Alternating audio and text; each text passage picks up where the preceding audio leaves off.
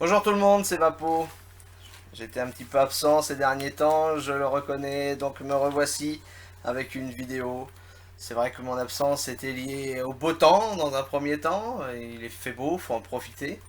Et d'ailleurs je souhaite de bonnes vacances à tous ceux qui y sont actuellement et tous ceux qui vont y être bientôt. Profitez de ce beau temps, on ne sait pas si ça va durer, je le souhaite pour tout le monde, aussi bien les juilletistes que les haussiens. Donc voilà, la petite parenthèse faite, je reviens sur mon sujet qui est de parler du KTS Plus version 2. Pourquoi version 2? Tout simplement parce que le KTS, on le connaît avec un bottom cap conique et la version 2 présente un bottom cap plat, ce qui est quand même, à mes yeux, plus joli, plus ça fait plus fini. Et ça permet aussi une meilleure assise de nos atomiseurs, je trouve, personnellement, hein, je trouve, hein, que ça permet une meilleure assise de nos atomiseurs, quels qu'ils soient, et ça fait une belle finition.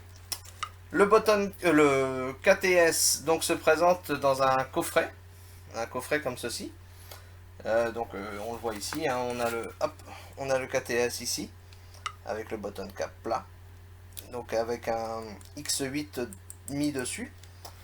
On a les deux batteries ici qui sont marquées Camry en 2000 mAh. On a ici un chargeur. Sur le chargeur, hop, ici, on a une Vape Safe, ce qui est quand même rare dans des coffrets, mais cette fois-ci ils l'ont mis. Et je trouve ça bien, du coup c'est vachement bien. Et on a aussi un cartomiseur BOG supplémentaire en 35 mm, pardon, et d'une résistance 1,5 ohm si je me trompe pas. Il est donc sans jupin. Et on a aussi une notice ici qui fait aussi bien office de notice pour... Hop là, il est tombé sur mes... Hop là, lui par contre il est tombé par terre, c'est pas grave. Donc lui par contre, hop, la notice fait office pour les X6, les KTS et les ICAB V2 puisque la pochette en elle-même peut contenir soit un X6, soit un KTS, soit un ICAP V2. En l'occurrence, là, vous avez pu le voir, ça possède un KTS+. Je plonge, je vais chercher juste le chargeur.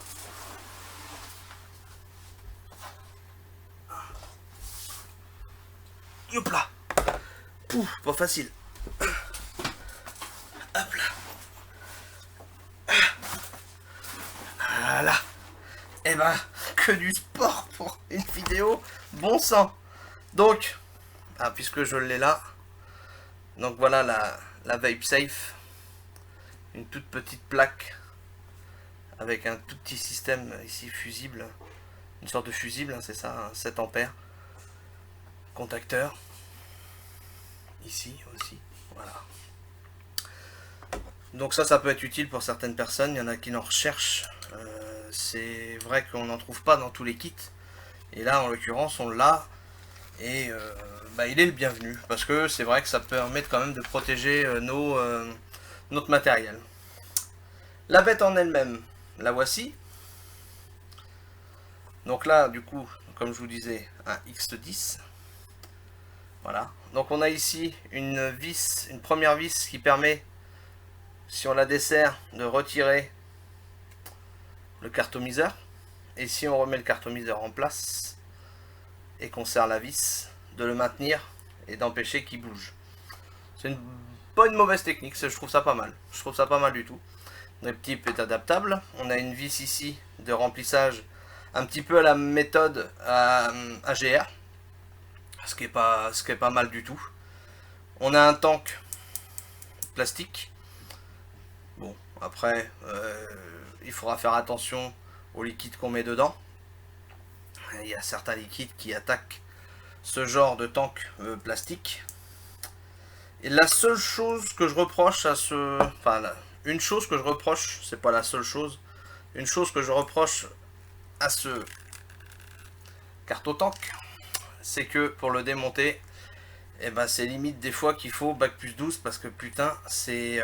Waouh, plus que raide. Moi je trouve ça plus que raide. Alors moi j'ai toujours peur en plus de péter quelque chose quand j'essaye de desserrer. Voilà, faut tourner, faut forcer. Les joints sont tellement bien, font tellement leur rôle d'étanchéité que pour l'enlever c'est super difficile.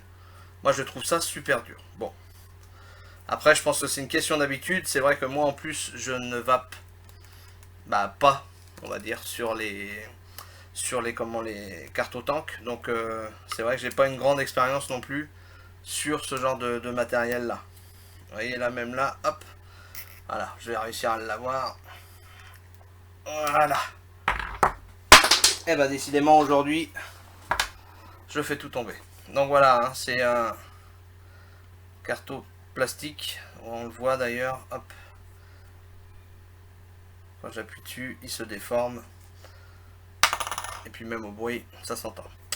Notre KTS. Button cap plat. 4 rainures dessus pour apporter un fluent d'air, un tirant d'air plus important. On a aussi 4 rainures sur la connexion 510.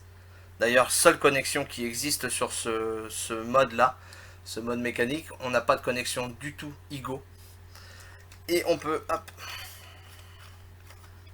le desserrer bien évidemment pour pouvoir le nettoyer si besoin est sans avoir tout le mode en soi dans la main. Voilà, une pièce qui est lourde, hein, une pièce qui est très très lourde, elle fait massive, très très bien.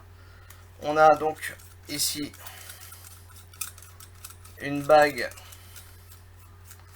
supplémentaire pour le mettre en mode soit 18500 soit 18650.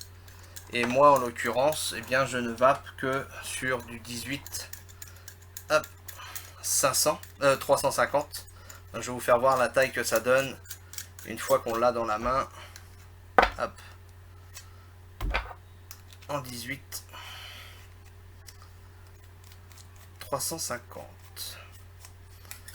Alors, ce qui a changé sur le KTS Plus avec le bottom cap plat, c'est qu'on a quand même beaucoup moins de trous de dégazage. C'est vrai que sur l'autre, c'était impressionnant le nombre de trous de dégazage qu'on pouvait avoir. On en avait 3 en haut, on en avait 3 en bas, on en avait partout.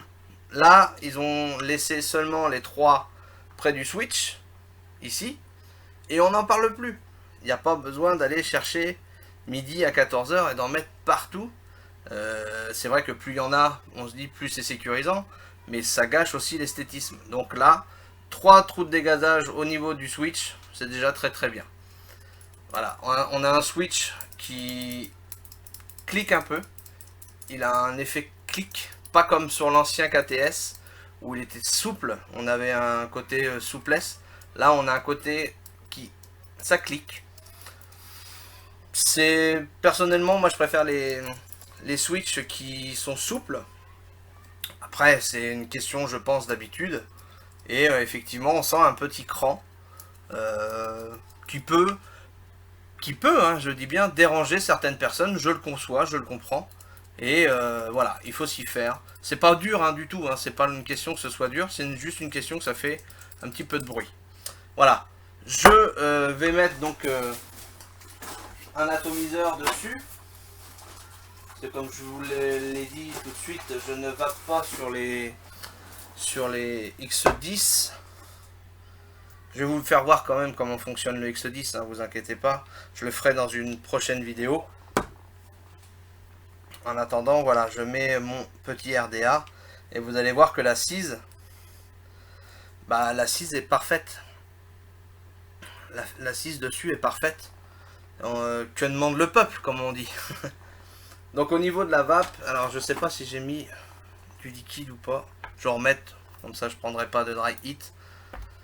C'est vrai que je l'utilise quand même pas mal celui-ci. Hop. Je vais voir si je peux avaler la fumée. Hein.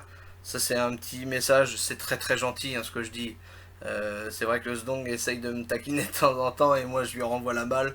Mais au final c'est un personnage que j'apprécie malgré tout. Il est des fois agaçant mais bon on l'aime bien. Oh c'est comme ça, faut se tirer à la bourre un petit peu, c'est normal. C'est marrant. J'y en veux pas. Ouais. Tac. Mmh.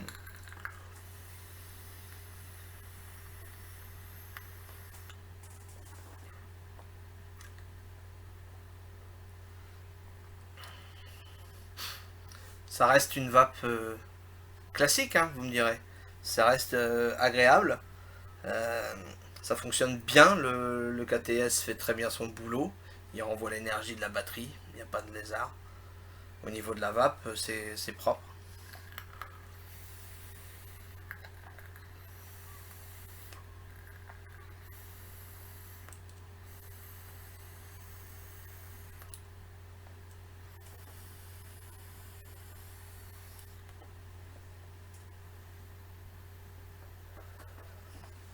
On a quelque chose de bien. On a un produit qui est bien, avec un kit qui est très très très très très complet.